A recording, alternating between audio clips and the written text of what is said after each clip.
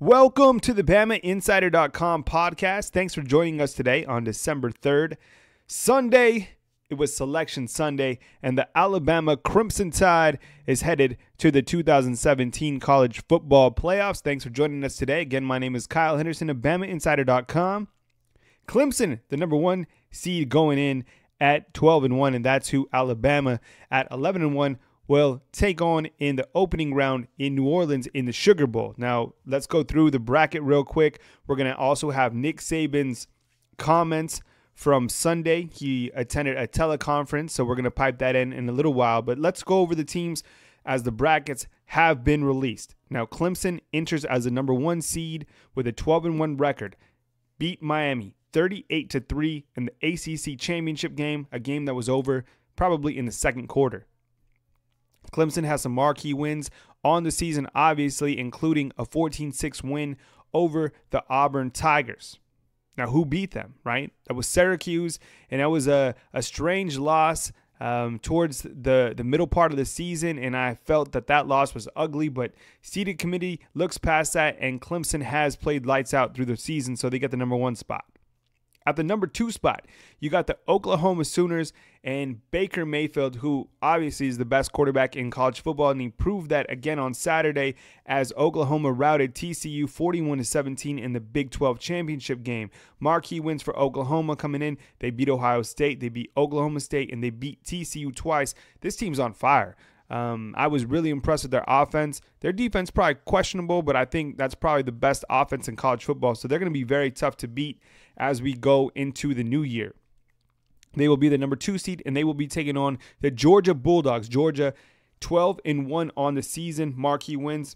They beat Auburn on Saturday 28-7 in the SEC championship game. They beat Notre Dame. They beat Mississippi State. So when you look at the picture of Georgia, they didn't get a lot of late season hype, and a lot of people overlooked them. They expected Auburn to win that game in the SEC championship.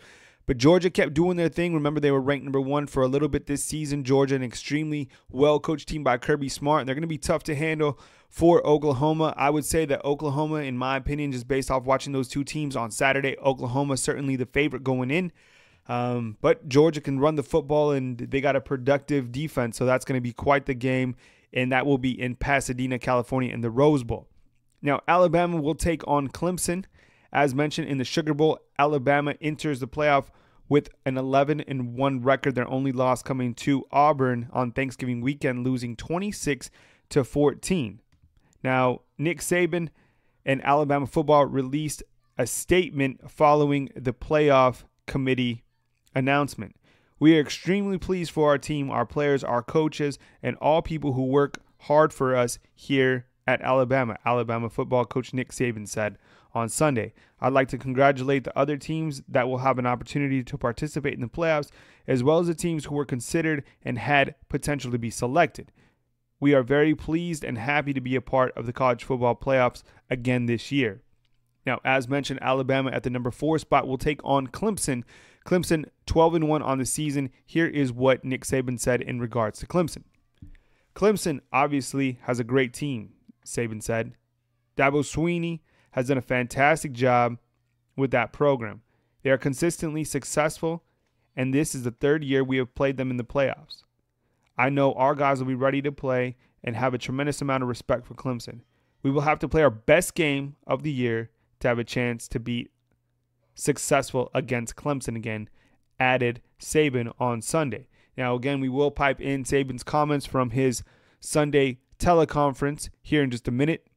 Again, thanks for joining us on the BamaInsider.com podcast. This is Kyle Henderson. You can subscribe to any of our podcasts by simply going down to iTunes or Google Play and searching for the BamaInsider.com podcast. I think what it came down to, honestly, between Ohio State and Alabama was simply that the committee couldn't shake off that 31-point loss to Iowa for Iowa State. I think Iowa State's resume was solid. I do like their marquee wins over Penn State and Wisconsin.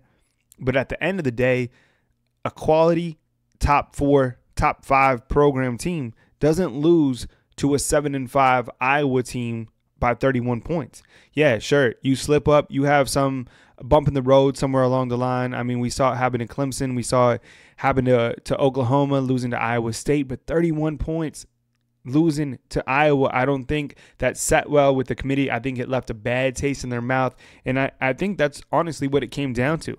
With Alabama, yes, they lost late in the season. That's something that you could not do when heading into the college football playoff committee boardroom. You can't lose late. Alabama did lose late, but look who they lost to. They lost to a quality Auburn football team on the road at Jordan-Hare Stadium. That stadium was electric. I don't think many teams could win in that type of atmosphere, and Alabama didn't lose by 31. They lost by 12 points to a quality football program, and I think that's what it came down to. I think they looked at both teams, and even though Ohio State does have the Big Ten championship, beating a decent, I'll say decent, Wisconsin team on Saturday night, that wasn't enough to propel them over Alabama in the final rankings. And I think Alabama is in the playoffs because they are a better football team than Ohio State. I'm glad to see the committee push any type of politics that were in that room aside and get the 4 best teams in the college football playoffs for the 2017 playoffs, which should be phenomenal. I really like the matchups across the board. I do feel that Alabama, even though they are a 2-point favorite going into this game against Clemson, I feel that they're the underdog. I think that Clemson right now, especially with the way that they played on Saturday against Miami, they're probably peaking at the right time, winning 38-3 against Miami, who had only lost 1 game previous to that. I think you look at a team like Clemson and they're on fire in terms of what they're doing recruiting-wise, how they're playing on the field. This is a program that is trending upwards. And you look at Alabama, and I think Alabama still has some unfinished business, and they're going to be the underdog, and that's good for Alabama. Inter at 11-1, they're going to be healthy, and I really want to notate that. They're going to be healthy going in. Yes, they had Christian Miller, Terrell Lewis, and Mack Wilson back on defense against Auburn, but I don't think we really got to see those guys at 100. I think they're going to be 100 by that game come January 1st, and I think that's and as Saban said in his opening statement, they're going to need to play their best game of the season to beat Clemson. That's how good this Clemson football team is. Alabama's done it before, and Clemson has beaten Alabama before. I think both of those games have been edged towards Alabama. It's going to be interesting to see what happens in this next game. Jalen Hurts has a lot of ground to improve on. I think he has a lot to prove, not only to the Alabama football fans that he can make the big throw in the big game, but to himself. This is one of two teams that have beaten Jalen. Jalen has been remarkable throughout his early career, 23-2, I believe, through 25 games as a starter. He's lost to Clemson in that championship game that gave him a lot of motivation going into this season. And I think after that loss, a lot of people were highly critical of Jalen's ability on the field. So I think he's going to be somebody that everybody always has their eyes on in this Sugar Bowl matchup. It's going to be electric. The atmosphere around New Orleans is going to be buzzing. Clemson versus Alabama, which is a rematch of the 2016 and 2017 national title game for the Sugar Bowl. I can't wait. It's going to be action-packed, and of course, we'll have tons of coverage on BamaInsider.com. We're going to play Nick Saban's teleconference from Sunday, December 3rd, right now. Well, we're very pleased, excited, and proud to be a part of the All-State Sugar Bowl playoff this year. Our team is very excited. They've certainly worked hard all year long to create this opportunity, and even though we didn't finish in the last game like we would have liked, we feel like the committee did a great job of selecting the 4 best teams, and we certainly feel like we're one of those teams and have the opportunity to play a fantastic Clemson team who has had a wonderful year. And I'd like to take this opportunity to congratulate all the other teams that are in the playoff, as well as the teams that worked hard to get consideration to be in the playoff. We know how hard college football players work. We know how important it is to them, and we like to see them get as much positive self-gratification as they can, which bowl games and playoff games have always been the way that college football players get reinforced for their efforts throughout the season. So, the Sugar Bowl has always been something that's been special to Alabama. It's always been something that's special to the SEC to play number one team in the country. Coach Swinney does a fantastic job with his program and his team, and we met these guys 2 years in a row in the finals. So this is something that we're certainly looking forward to. Thank you very much, Coach. And Hannah, at this time, we can go ahead to questions. Thank you, sir. At this time, I would like to remind everyone, in order to ask a question, press *1 on your telephone keypad. Again, that's *1 on your telephone keypad. Your first question coming from the line of Dwayne Rankin of Montgomery Advertising. Your line is now open. Thank you. Yes, Coach. Obviously, as it was counting down to who was going to get in the playoff, what was your gut telling you? What's your gut been telling you the previous 24 hours? Were you thinking we deserve to get in and we'll get in, or was there some uncertainty of whether you think you guys were going to get in? Well, I think there's a lesson to be learned here, and I shared this with the team today in our team meeting, that because we didn't finish the season the way we wanted to finish the season and didn't play the way we'd like to play or to the standard that we'd like to play to, and we put our fate in someone else's hands. And you like to control the things you can control. You can always control your behavior. You can always control your performance. But we didn't do that, and we put our fate in somebody else's hands. And there were a lot of people who I tried to influence that we wanted to look at the whole body of work for the whole season and get the best 4 teams in the playoffs. And I felt we were one of those teams, and we were certainly pleased and happy that things worked out the way they did. But there was a little white-knuckle time for all of us in terms of we're going to be judged by somebody else now. It's not, exactly like we'd like for it to be, and we feel very fortunate that we have the opportunity to be in the game. Thanks, Coach. Next question from the line of Michael Casagrande of AL.com. Your line is now open. Yeah, Nick, with this team, with this Clemson team, the way you guys played the last 2 years, what can you take from that game, those games, or can you take anything since it's a different season with some pretty different teams? Well, I think you can always take things from, someone that you've played in previous seasons. Try to develop a little history on things that they do. You get to know them a little bit better, and even though they have different players now, systematically they have a lot of the same coaches, and so I think you can take some things, technically from those games, and maybe even a little strategically, and you always do sort of what we did well and what we did poorly when you play a game, and you get those things out and kind of look at them and see how you can try to improve, this time around. Thank you. Next is from the line of Trevor Groves of CUTigers.com. Your line is now open. Hey, Coach, I'm just curious if you stuck around in Charlotte last night to attend the game, or if you watched it yet, and what your early impressions are of this Clemson team compared to last year.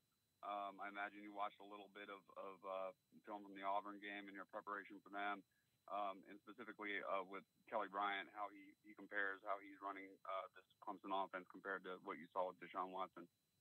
Well, we haven't had a lot of opportunity, and I didn't stay around and watch the game last night to answer your question. And we had a recruiting weekend, so we were busy with recruits, and we were flipping back and forth between Ohio State, Wisconsin, and saw a little bit of Clemson.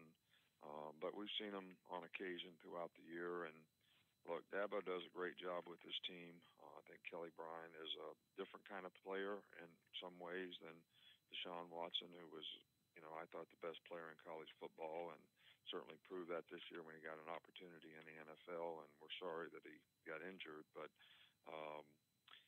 we have a lot of respect for the team that they have now, the players that they have now. They've got a lot of explosive skill players. They're very good on defense, great front seven, very athletic, good pass rushers. This is will be by far the best team that we played all year, and we'll certainly need to play our best to have any kind of chance to be successful in the game. Next question from the line of Ted Lewis of New Orleans Advocate. Your line's now open. Yes, Nick, now that this is 4 times in the semifinals for you, how has your approach changed, if any, from the game of trying to balance it being a bowl game and a playoff semifinal? I know they are having the teams come in a day later than they have in the past. Well, I think it's a little different. We've learned that it's a little different when you're playing in a playoff game. It's not really a bowl game, even though you'd like for the players to have some reward for having a good season. There's also a consequence to how you play. So, and I think, you know, we didn't the first year we played in the Sugar Bowl against Ohio State. You know, our players still probably looked at that as a little bit like it was a bowl trip. I think in the other playoff games that we played in since then, I think there's been a little bit more focus and understanding of the consequences because, you know, you are playing for something. You're playing for the opportunity to play for the national championship if you can win a playoff game. So I think it is quite a bit different. I think we've changed our approach a little bit. I think our players sort of understand that and don't really look at it as much as a bowl game as an opportunity to be in the playoffs and have a chance to advance. Next question from the line of David Hale of ESPN.com. Your line's now open. Yeah, Nick, I was wondering, obviously, with Clemson's offense being a good bit different, the defense, though, remains very similar personnel-wise to what you faced the last couple of years. I wonder if you could compare their defensive front, particularly their line, to some of what you've seen elsewhere on the SEC, and what kind of a challenge does that present for you guys? Well, we haven't had a whole lot of opportunity to watch them other than what we've seen on and off throughout the season. But I don't like to make comparisons. But this is a very, very good defensive front, probably one of the best in the country. They're very athletic. They're strong. They're physical. Their linebackers are very active.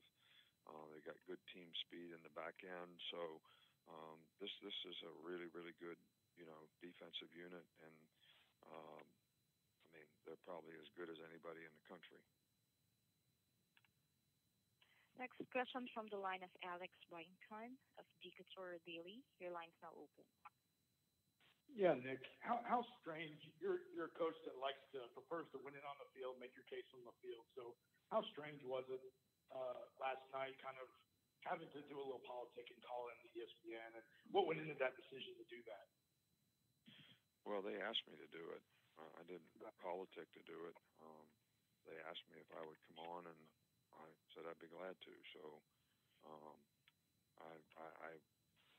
I really was doing it for our team, the players on our team who have worked hard all year long and who were very disappointed in the way they played in the last game in a very tough environment in a rivalry game and came up short. So for them to have a second opportunity now, I think, you know, is something that I certainly wanted to try to do the best I could as their coach to give them the opportunity to do, and that's, you know, why we did it. So I don't know if it had any impact on anybody on the committee, but that, you know, I did want to at least be able to put our case out there in terms of our whole body of work, what we had done all year long, trying to get the 4 best teams in there, and I think it worked out that way. We have time for 2 more questions. All right, sir. Your next question for Aaron Fados of Tuscaloosa. Your line's now open. Hey, Nick, what's the status on LeBron Ray, and will he be ready for the playoff? He probably won't be able to practice right off the bat. We tentatively haven't set a schedule for bowl practice yet, but I think we're going to probably start somewhere around December 15th. But he may be ready to contribute after Christmas, but that'll be something that we'll have to sort of go day to day on. Next is from Tony Chukales of BamaInsider. Your line's now open. Hey, Coach. We've heard a lot from your players about this Clemson team throughout the season and what that loss meant last year. Do you think that they'll be extra amped, and what will you have to tell them to make sure that they don't, I guess, enter this matchup too hyped up for a rematch? Well, look, Clemson's a really good team.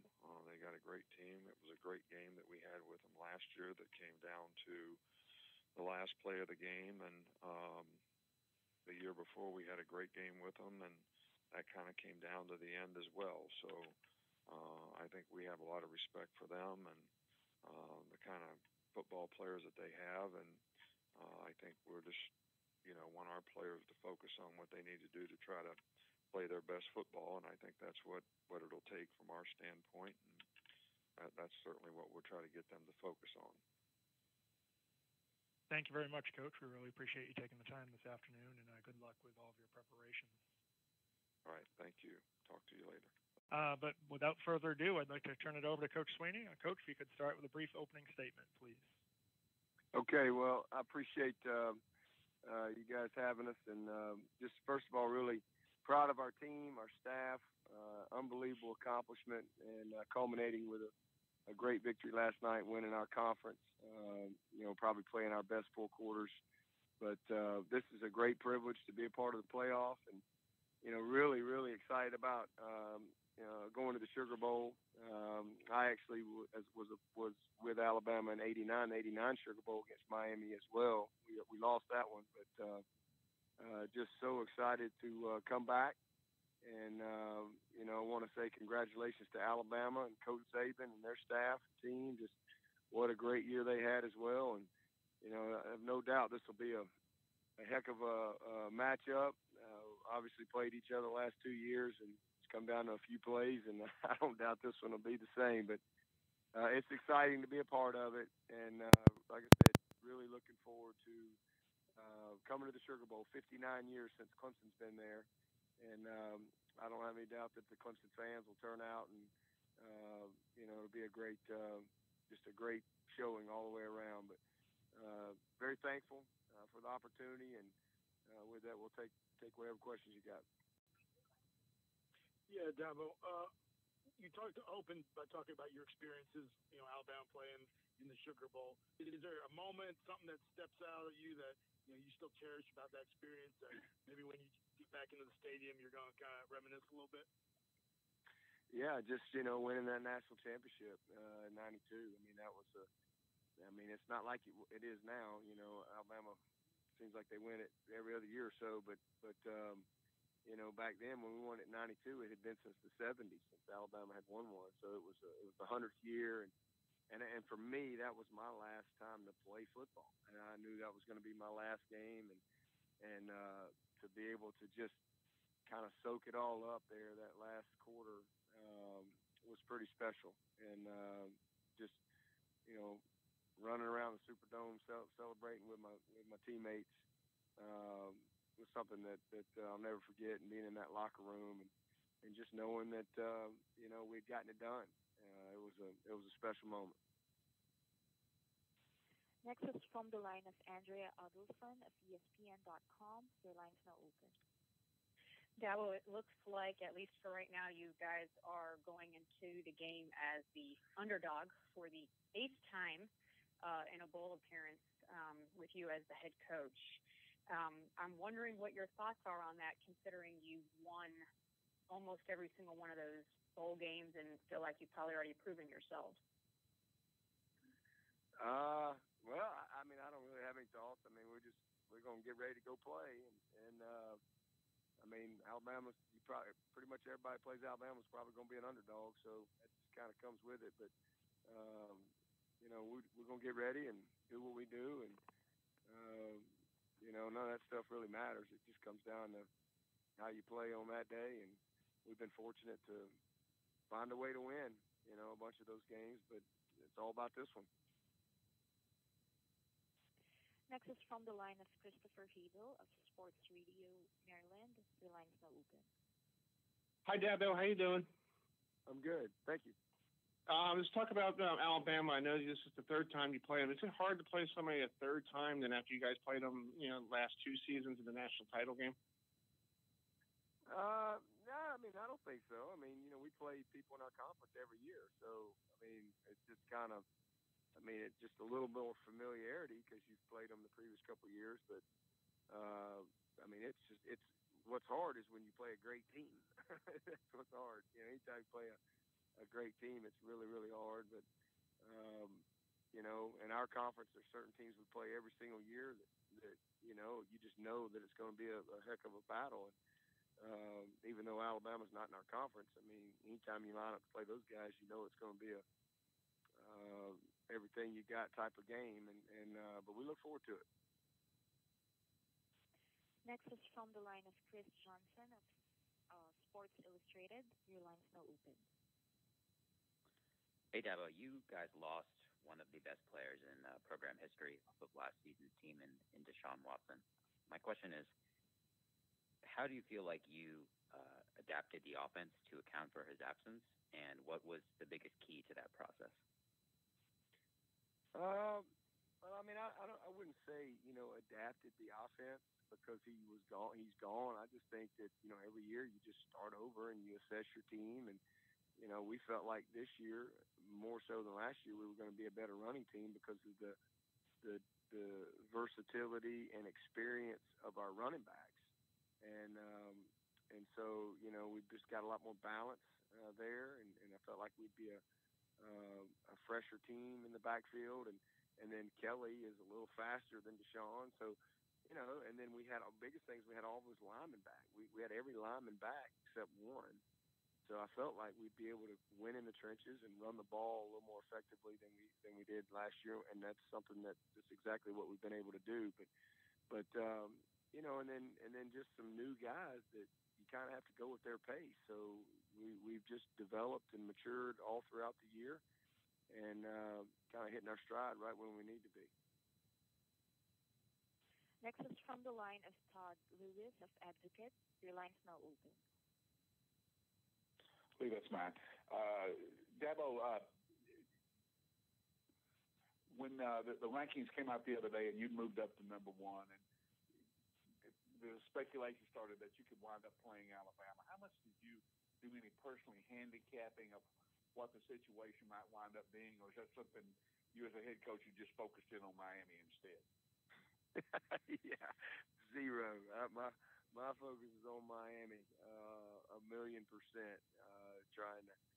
Trying to do everything we could to win this league. It's a huge goal of ours to win the ACC, and not only that, but to win it 3 years in a row. Something we hadn't done in 29 years around here. See these seniors be able to finish with such a great moment like that. It was awesome. So no, I haven't given it any thought, to be honest with you, because it doesn't really matter whether you're 1, 2, 3, or 4.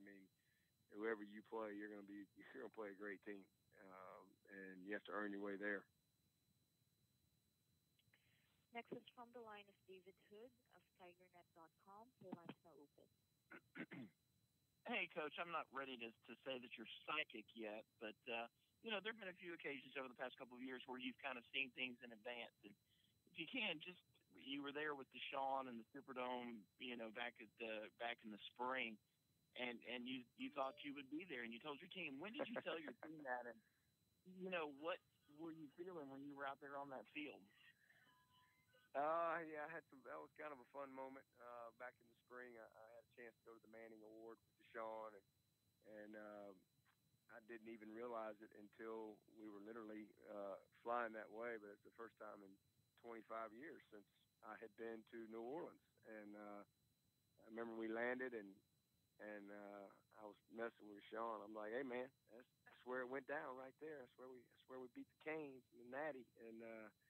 And the driver says, well, that's where the event is. And so I thought that was pretty cool. And not only was that the event, we pulled right out onto the field. The turf was up, but we pulled right out on the field. And so literally, 25 years earlier, I was in that stadium and just won a national championship. And now here we are. We had just won a national championship.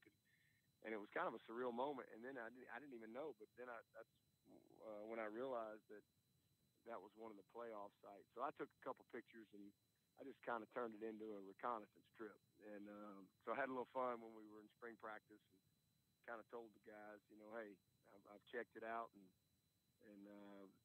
if we do what I think we can do, this is where we have a chance to get to. So it's pretty cool to see it come to fruition, and just excited to be there, and obviously excited to play Alabama again. I mean, it just doesn't get any better than that. Next is from the line of Dwayne Rankin of Montgomery Advertiser. The line's now open. Yes, Coach, just two things. One, Kelly Bryant, obviously your quarterback, and when you're following someone like Deshaun Watson, it's always that comparison. How much pride do you take knowing that he followed his own path in terms of how he played this year? And then second, nationally, you guys have been measured making this climb by games against Alabama. It's like, okay, well, when you played Alabama so close, 2015, got more respect, beating them, took that to another level. What's it like that having those games with Bama that sort of earned you guys a national respect by playing well and then beating them, and then having to play them again? Yeah, well, I think first of all, proud of Kelly.